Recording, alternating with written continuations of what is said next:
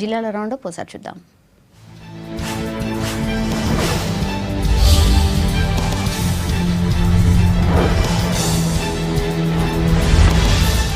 Greater ఎన్నికల్లో TRS ఈవీఎంలను tampering చేసిందని ఆరోపించారు ఆల్ ఇండియా యూత్ కాంగ్రెస్ కార్యదర్శి హర్షవర్ధన్. మహబూబ్ నగర్ జిల్లా షాద్నగర్ లో జరిగిన యువజన కాంగ్రెస్ మీటింగ్ లో పాల్గొన్న ఆయన ప్రభుత్వంపై విమర్శలు చేశారు. ఈవీఎంలు ట్యాంపర్ చేయడం వల్లే కేటీఆర్ చెప్పినన్ని సీట్లు వచ్చాయన్నారు. గతంలో ఈవీఎంలను ట్యాంపరింగ్ చేయొచ్చని సీఎం కేసీఆర్ చెప్పినట్టు తెలిపారు.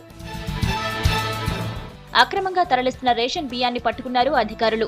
మహబూబ్ నగర్ జిల్లా సాతాపూర్ గ్రామానికి చెందిన సునీల్ అనే వ్యాపారి రేషన్ షాపుల నుంచి బియ్యం సేకరించి తరలించేందుకు సిద్ధంగా ఉంచిన డీసీఎం వ్యాన్ ను సీజ్ చేశారు అధికారులు.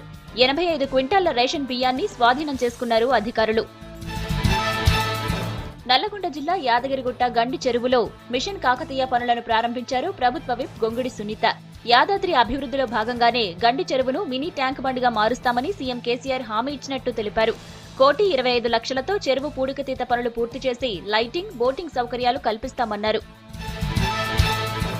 నిజామాబాద్ జిల్లా ఎల్లారెడ్డిలో అయ్యప్ప ఆలయాన్ని ప్రారంభించారు దేవాదాయ శాఖ మంత్రి ఇంద్రకరణ్ రెడ్డి.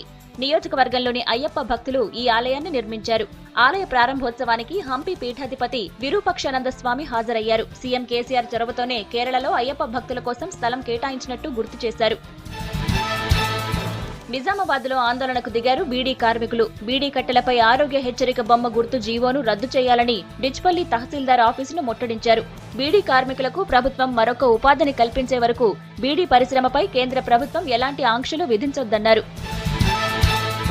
తెలంగాణ ప్రీమియం లీగ్ పేరుతో ఈ నెల 23 నుంచి ఎల్బీ స్టేడియంలో క్రికెట్ టోర్నీ జరగనుంది.